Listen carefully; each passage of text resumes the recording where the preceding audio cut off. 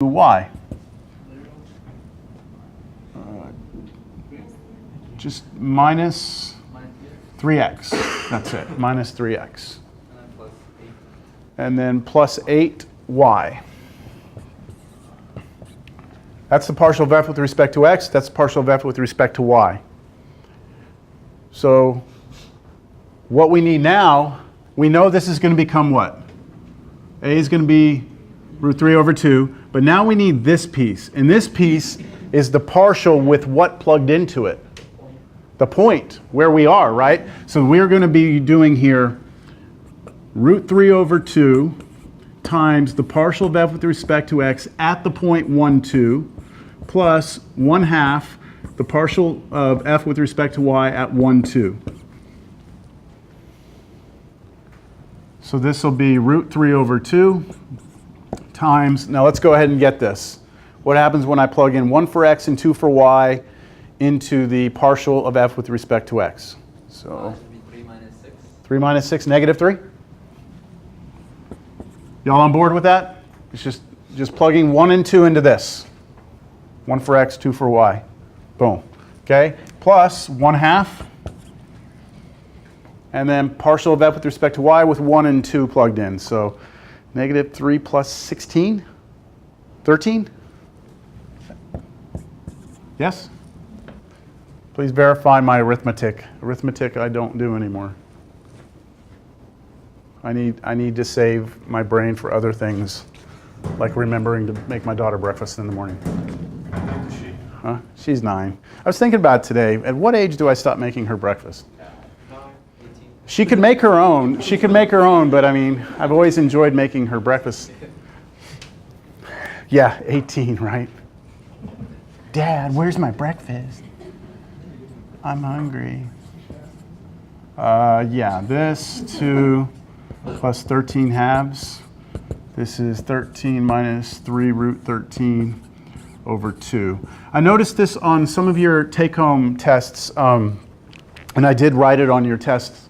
And by the way, the take-homes have been really good. I've been really happy with them for the most part, the people who are doing them or have started doing them. Some really good work. One thing I would say is that as we proceed through the class with those take-homes, there was one take-home in particular someone did, and I don't want to call anyone out, but it was so good. It was like every thought was explained. It was like, this is what I'm doing, and here's me doing it, and now I've concluded this, and now I move on to the next thing. And it was very logical. Like that person's going to be able to go back and read that if they need to in 2 years and understand everything they were doing. As opposed to others where it's just like ideas randomly scattered on the paper. And yes, they get to the correct answer, but there's no like explanation as to what they're doing.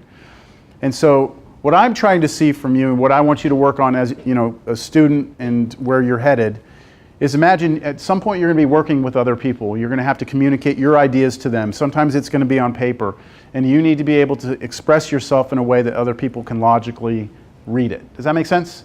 So work on that, because that does, I mean, I'm not taking off for it if you're getting the right answer, but I want you to be working on that.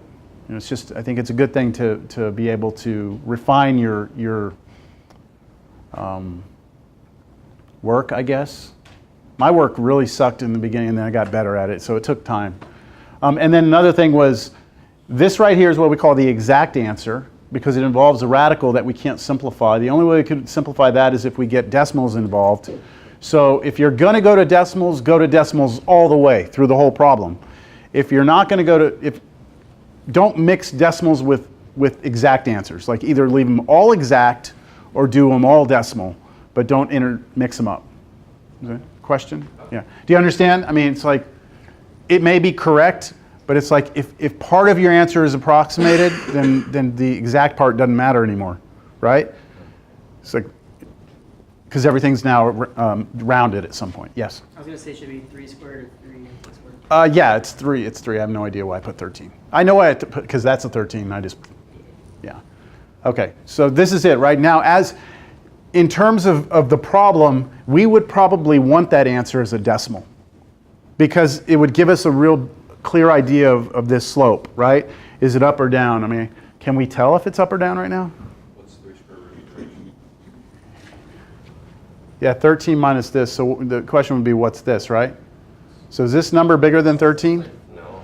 I don't think this is bigger than 13. So this is a positive number on top, right? So we've got a positive slope. So if we start walking in that direction, we are going to be going up, right? All right, let's look at the next example. Okay, different function. Kind of a nice looking surface there. Natural log of x squared plus y squared. Find the directional derivative at a point 2, 1 in the direction of the vector u equals -1, 2.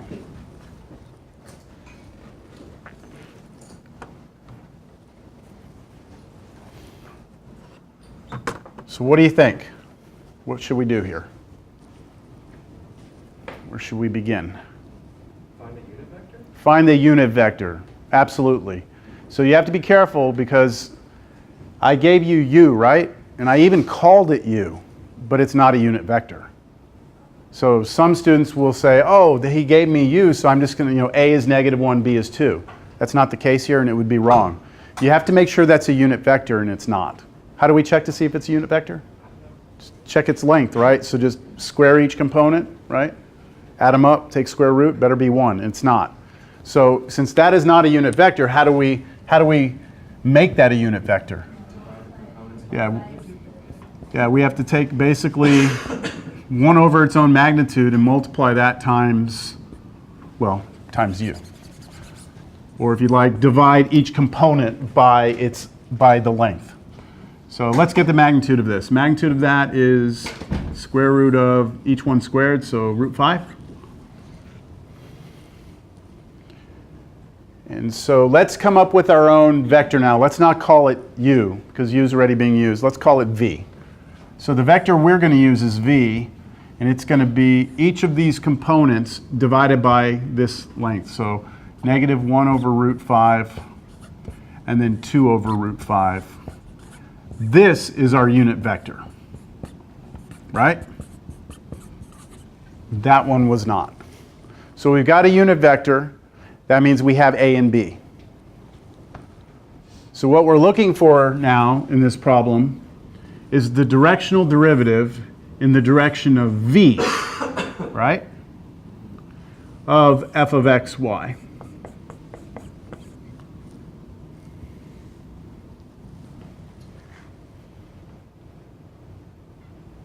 Which will be, we want to get partials now? Yeah, let's get partials. Partial of f with respect to x.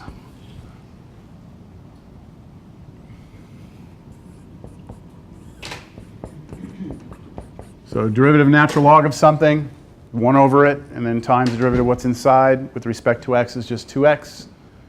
Slide it on top. Anyone disagree? Okay, and then this one's pretty close to the same thing, isn't it?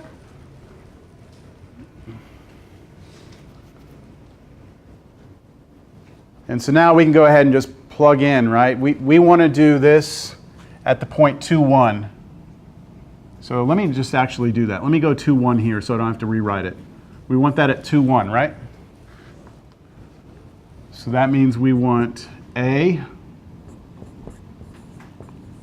times the partial of f with respect to x at 2, 1 plus b, which is 2 over root 5 times partial f with respect to y at 2, 1.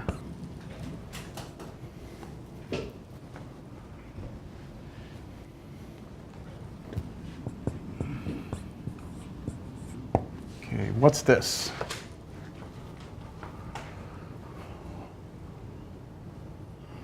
What is this? ln of 3, negative ln of 3 over root 5. Where are you getting? Remember, we're going into the partial, not into the original. Oh, man. It's just 4/5, yeah. 4/5 here. And then plus 2 over root 5 times, now this into there, I think it's, Isn't the top, isn't top 2? 2 fits? Yeah, 2 fits.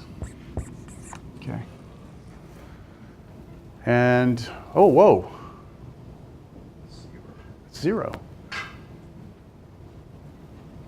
0. The slope of the tangent line in that direction is 0. So it's flat. So is it flat? Is it? Is it, right? So this is a good question. Is it flat, right? I mean, this is a very good question. So we know in the Cal 1 class, right, zero derivative could mean a couple of things, but sometimes in Cal 1, like 0, that would give us a maximum, but other times, you know, it was just like this sort of thing, right? At the point, it was flat at the point, yes.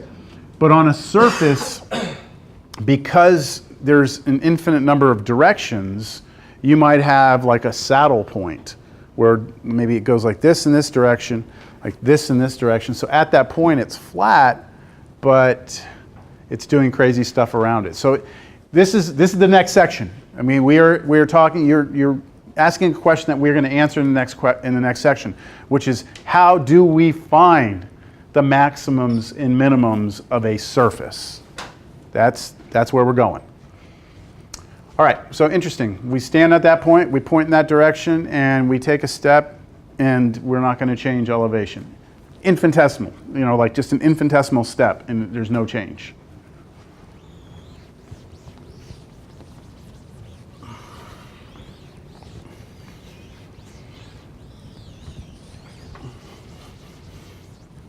See what's next. The gradient vector.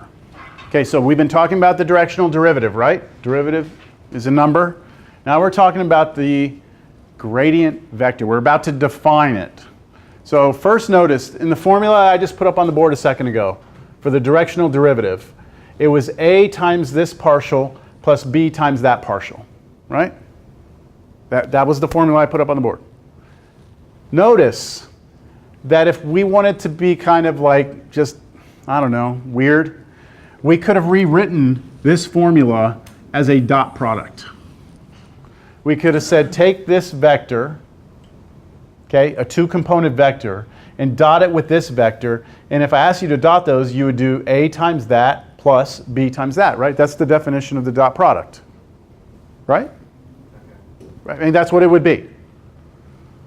So this is just another notation. Instead of writing partial of f with respect to x at xy, if I just do partial of f with respect to x, we're understanding that that means that, and that means that. So this is just another way of writing that formula.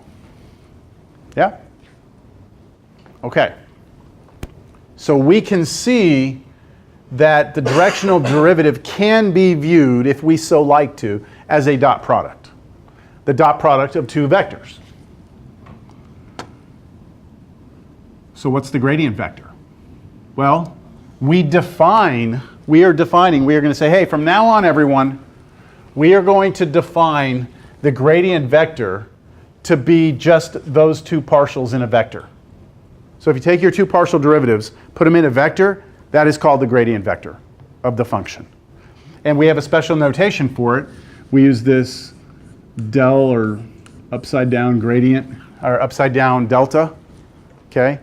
That is the symbol we use in front of f of x, y, or we can do it just in front of f. And from now on, when you see that, you are going to just think that is a two-dimensional vector that contains the partial derivatives of the original surface function. That's what I say right here. So it's just the vector determined by the partial derivatives of the function. That is your gradient vector. With me? Yes? What's that little upside down delta called? Does it have like I believe it's called del. Okay. Del. Yeah, I can verify it, but I'm where's my, hold on. Oh. Where is it? I'm pretty sure it's del, but let me just double check it. No. Where are my symbols? Where are my symbols?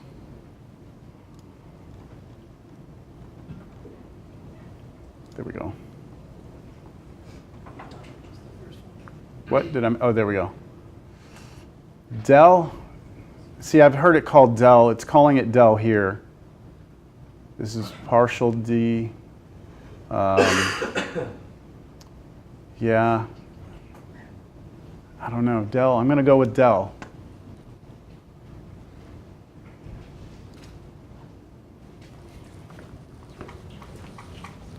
del. Unless, I guess we can go with that. I'll look into it. I'm pretty sure it's what it is, though. All right, so this problem right here, you're asked to find the gradient vector. Okay? So let's not overcomplicate this. All you want here is that, right? That's what we want. The important thing is that your answer is a vector. And it's just going to be a two-dimensional vector that contains the partial derivatives. So the first component is the partial of that function with respect to x. All right, what is the partial of that with respect to x? So what is the partial of this with respect to x? Y e to the xy, right? So that's a little chain rule going on there. And then we have to do plus derivative of cosine of x plus y. So minus sine of x plus y. Then you have to take derivative of what's in here with respect to x, right? Which is just 1. So that's it right there. That's your partial of f with respect to x. And then with respect to y, it's almost identical. Well, almost, right?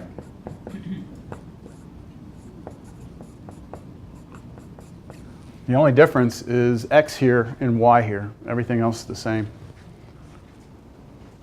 This is the gradient vector. And I'm sure you're asking yourself, why am I in this class?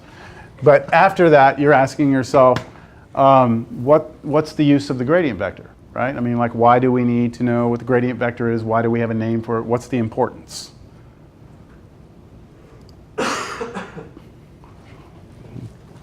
Before I do that,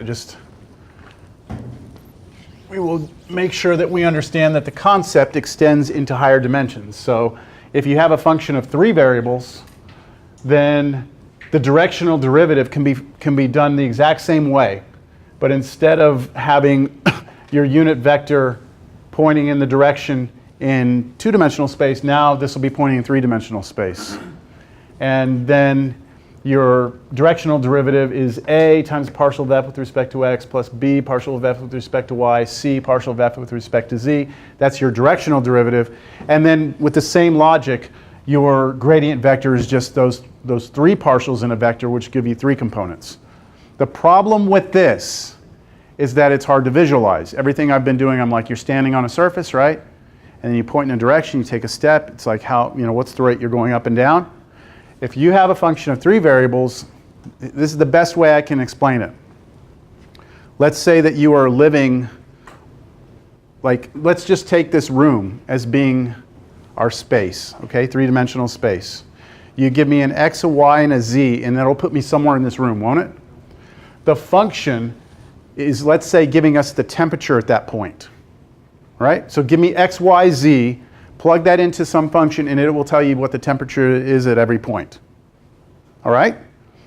Then the directional derivative says, let's say you're a little ball, somewhere in this room, and you're sitting there, right? And let's say you start and you want to go like in that direction. So I start going in that direction. Then the directional derivative will tell me the instantaneous rate of change in temperature as I go that way. Make sense? So it's not a slope of a tangent line anymore.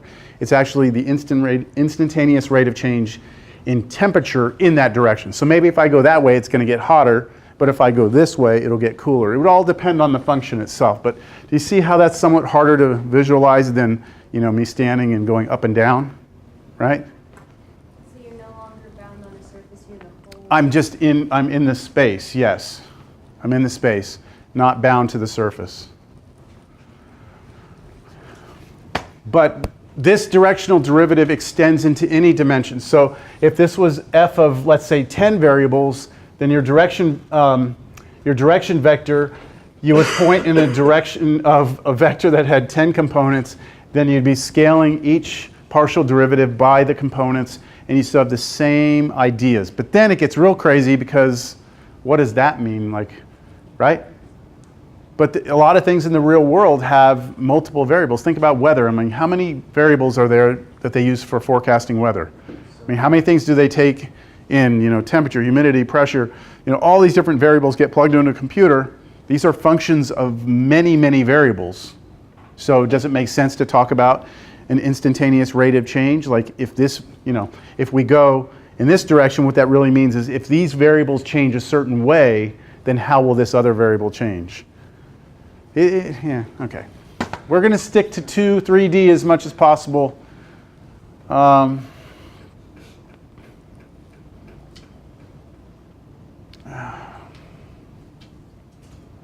want to tell you what the gradient vector is good for.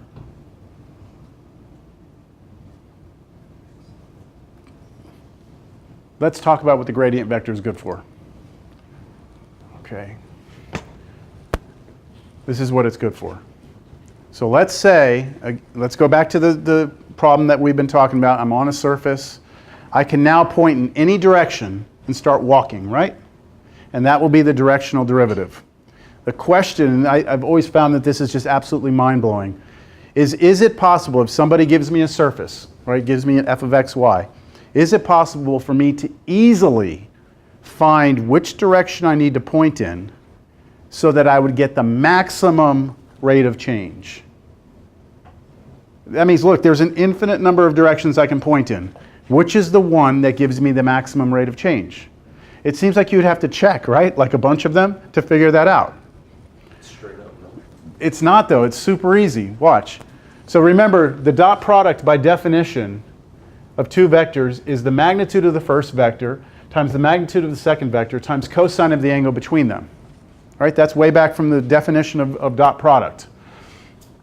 Now, what I'm trying to do is maximize the directional derivative. I'm trying to figure out where the maximum directional derivative is. So if we know anything about dot products, we know that this is true. Now, we just showed that the directional derivative can be rewritten as a dot product, right? And you were like, well, why? Who cares? Well, this is why. If you rewrite as a dot product, then if I want to know what that is equal to, I can just use this formula, right? And if this is the magnitude of the directional derivative, this is the magnitude of the direction we're pointing in, and then cosine of the angle between them, right? But what is this? 1. 1, because we said it was a unit vector. Okay, so it really just comes down to that the directional derivative is just the magnitude of the directional derivative times the angle between the directional derivative and the vector on the ground. And what would make this as big as possible? If that's 1. And that only happens when? When the angle is 0, right? Cosine's 1 when the angle is 0. Which means what? That the angle between the gradient vector and the vector, the direction you're pointing in, must be 0 to attain the largest directional derivative. Okay, let's see if we can't revisit that. Okay. I walk out to a point, right? I'm standing there, I get spit into the surface, I'm up here on the surface. And I'm trying to say, which way do I point, right? In order to go up the highest, steepest. So what I do is I calculate my gradient vector. My gradient vector is just my two partials, right? So I have my two partial derivatives sitting there. Do you see them? I plug in the point that I'm standing at into the partials. When I plug that point that I'm standing at into the partials, I get numbers, don't I? And those numbers are in a vector. That's a vector. Do you agree? That vector is the direction I should point. It's crazy that it works that way, but we're trying to figure out which way to point, right? And this is telling us the way you point is actually the same direction as the gradient, the same direction as the directional derivative, which is fixed because once you give me a function, the derivatives are fixed. I don't think you appreciate that as much as I do. Okay. So, in summary, the maximum value of the directional derivative is the magnitude of the gradient vector, and it occurs when we point in the direction of the gradient vector. So now we will do an example. All right, here we have a surface. Find, first of all, the direction as an angle of the maximum rate of change at 0, 0. And then, what is the maximum rate of change at 0, 0? So I'm going to 0, 0, plugging in, I'm in the function on it, right? Which way do I point? That's part A. Which way do I point as an angle to get the maximum rate of change, and then tell me what that maximum rate of change is? So how do we determine part A? We need the gradient vector first. I just need the gradient. So the answer to part A, this is what I really want you to understand is so crazy about this, so awesome, is that all you have to do part A is find me the gradient vector, right? At the point 0, 0, and you are done. You have the vector that tells you which way to point, all right? And then from that vector we'll get an angle, but that's all we need for part A. So what is the gradient vector? Let's do that first. What's the gradient of this function? Well, it's this vector, right? That's a gradient vector? Yes. And then what I'm going to want to do with it is plug in 0, 0 when I'm done. So what is the partial of f with respect to x? Cosine of x minus y. Cosine of x minus y minus times 1, yes. The chain rule derivative, what's inside is just 1. So that goes here. And then minus sine of x. That's a partial of f with respect to x. Now, partial of f with respect to y, yeah, you have to be a little careful with that chain rule. So derivative of sine of x minus y is cosine of x minus y, but then times -1. Why is it -1? Because when you take derivative of what's in here with respect to y, you get -1 there. And that's it for the second component, right? That's my gradient vector. If I point in this direction, I will get the maximum rate of change. But see, this isn't a direction yet. You have to tell me where you are, right? Where are you on the function? Where are you on the surface? So where are we? We're 0, 0, right? So just replace zeros, all these with zeros. And what would you get? So I'm going to say at... Wait, sir. Yes. I'm sorry. On the partial with respect to y, aren't you missing something? I hope not. Because shouldn't it be negative cosine x minus y, and then... Well, derivative of sine is cosine. Yeah, So I'll get cosine of x minus y, and then derivative of what's in here, it's -1. -1, which comes back out, makes it negative cosine. Yeah, but then the plus cosine x. That doesn't have y in it, though. Oh. Right? So we're holding x constant. So this is a constant times cosine, still a constant. It's good. I mean, this is where you want to have those things happen, right? Everyone good with that? I guarantee you're not the only one who... Yeah, you're not the only one. All right. So at 0, 0, what's our gradient? The gradient of f at 0, 0 is this vector. Let's see, 0 here. Cosine of 0 is 1. Sine of 0 is 0. Cosine of 0 is 1 and then minus, so -1. Make sense?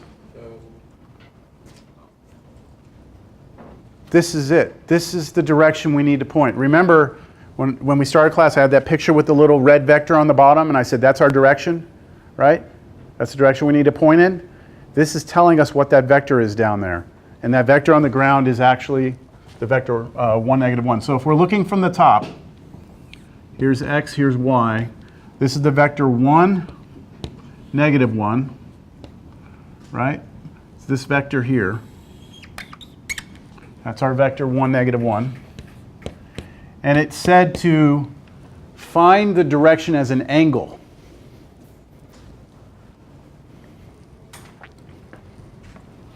So I'm getting sick of getting plugged into a function here, but I'm going to do it again. I'm at 0, 0, get plugged in, I'm up on the surface, right? and it's saying which way to point. So my x-axis is here, my y-axis here. I'm supposed to point which way? That way, right? Like this. And then as I start walking, this will be the maximum rate of change. There's no other way I could have pointed that would have given me more maximum rate of change. So what is that as an angle? So it depends on how you want to look at it. You can look at it as in 7 pi over 4, or you can look at it as in negative pi over 4, right? Either way. So relative to the x-axis, negative angle, or all the way around. So this answer right here as an angle, 7 pi over 4, or negative pi over 4, or any 2 pi multiple. Just as long as you're facing that way, it doesn't matter. There's an infinite number of answers for the angle. Does that make sense? Then what? What is the maximum rate of change? And this again, to me, is just like, what's the maximum rate of change? Just the magnitude of that vector. That's it. The magnitude of the gradient vector at 0, 0. I mean, could it have been any easier? I don't mean to belittle it to say this is easy, but I mean, seriously. You are on an arbitrary function, and you're trying to figure out where to go in order to go the steepest descent. And you mean to tell me all you have to do is take 2 partials, plug some numbers into it, and that's it? Yes, that's it. That's all you have to do. The gradient vector is super powerful. All right, 232.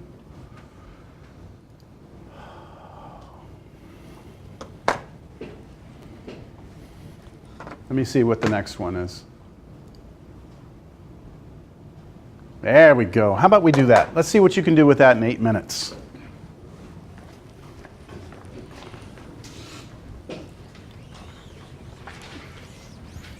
I think this will be the end of the lecture as far as what I'm going to do.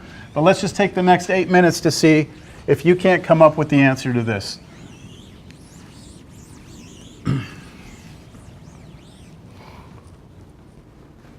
So be careful in what it's asking.